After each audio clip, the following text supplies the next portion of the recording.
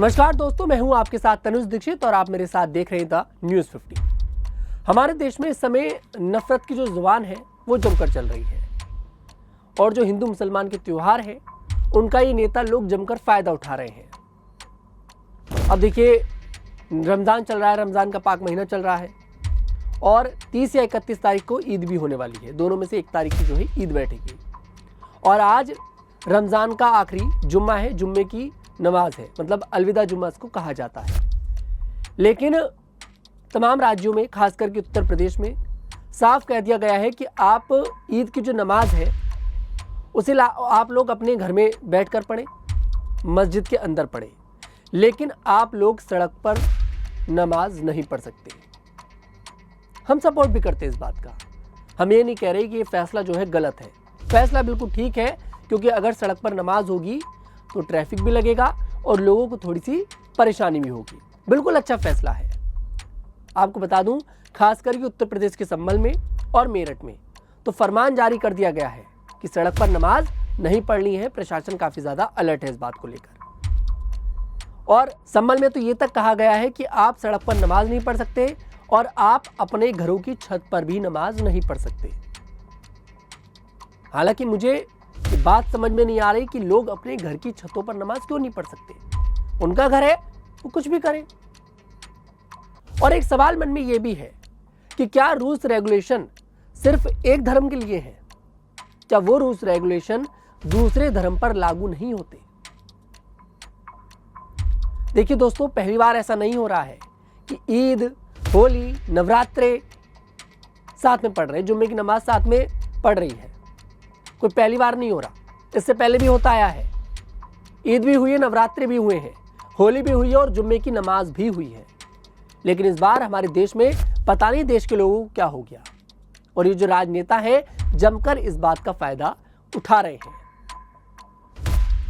अब बात करता हूं मैं रूल्स रेगुलेशन पर। जो मैं कह रहा था कि एक धर्म पर रूल्स रेगुलेशन जो है वो लगते हैं, लेकिन दूसरे धर्म पर वो नहीं लगते हैं। अब ये लोग कह रहे हैं कि आप सड़क पर नमाज नहीं पढ़ सकते। अब होली का त्योहार होता है, सड़क पर होली खेली जाती है, क्या किसी ने रोका?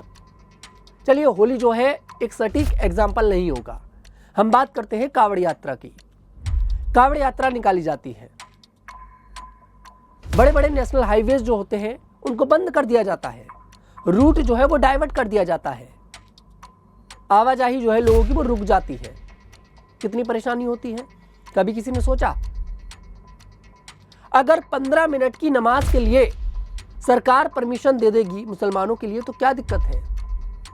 ईद का त्योहार है, साल में एक बार आता है। अब ईद की जो नमाज है बार बार तो हो नहीं रही है। सरकार की तरफ से जो फैसला लिया गया कि जुम्मे की जो नमाज होती है वो सड़क पर नहीं पढ़ी जाएगी, उसका हम सपोर्ट करते हैं। बिल्कुल अच्छा फैसला है। लेकिन ईद की नमाज यहां पर सड़क पर पढ़वाने में दिक्कत क्या है? क्योंकि देखिए, ईदगाह जो होते हैं जहां पर सिर्फ ईद की नमाज होती है, सभी लोग कोशिश करते हैं जाकर ईद की नमाज ईदगाह में पढ़ें। वो अंदर भर जाता है, समय 15 मिनट होता है। ऐसा नहीं है कि आप थोड़ी देर बाद नमाज पढ़ लें, 15 मिनट का ही समय होता है। अब जब वो ईदगाह भर जाता है तो लोग सड़क पर अपना देखते हैं कि भाई यहां पर जगह है, यहां पर अपनी चटाई बिछाओ, यहां नमाज पढ़ लो। लेकिन इस बार तो सड़क पर नमाज पढ़ने से पूरी तरह से रोक लगा दी है कि ईद पर सड़क पर कोई नमाज नहीं होगी। और संभल में तो बड़ी अजीब बात लग रही है कि छतों पर भी नमाज नहीं पढ़ सकते आप अपने घर की।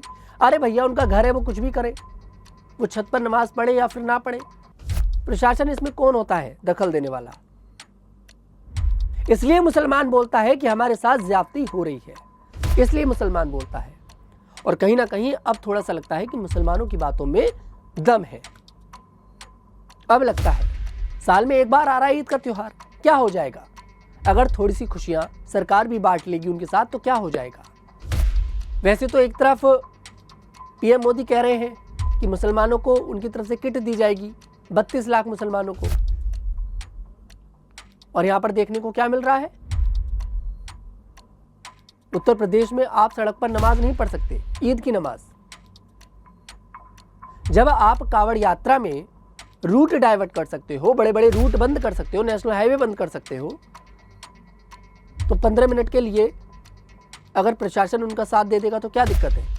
अगर वो 15 मिनट के लिए सड़क पर नमाज पढ़ लेंगे तो क्या दिक्कत है? शिवरात्रि आती है, मंदिरों के बाहर बड़ी बड़ी लाइनें लगती हैं कि नहीं लगती हैं? सड़क पर मेले लग जाते हैं, तब रूट डाइवर्ट नहीं होते, तब ट्रैफिक नहीं लगता। लेकिन बात यह है कि एक धर्म पर रूल्स रेगुलेशन लगेंगे और दूसरे धर्म पर कोई रूल्स रेगुलेशन नहीं लगेगा। कांवड़ यात्रा में तो मैंने ये तक देखा है कि प्रशासन फूल बरसाता है, बहुत अच्छी बात है, प्रशासन साथ देता है। प्रशासन थोड़ी सी ईद पर भी मोहब्बत बांट ले तो क्या चला जाएगा। और खासकर मैं बात उत्तर प्रदेश की कर रहा हूं, उत्तर प्रदेश में कुछ ज्यादा ही देखने को मिल रहा है। उत्तर प्रदेश में कुछ ज्यादा ही देखने को मिल रहा है। इतनी नफरत क्यों? पहले होली और जुम्मे की नमाज आई, उस पर तमाम नफरत बांटी गई, लेकिन उसके बावजूद भी हिंदू मुसलमान ने मोहब्बत के साथ होली भी मनाई और जुम्मे की नमाज भी अदा करी।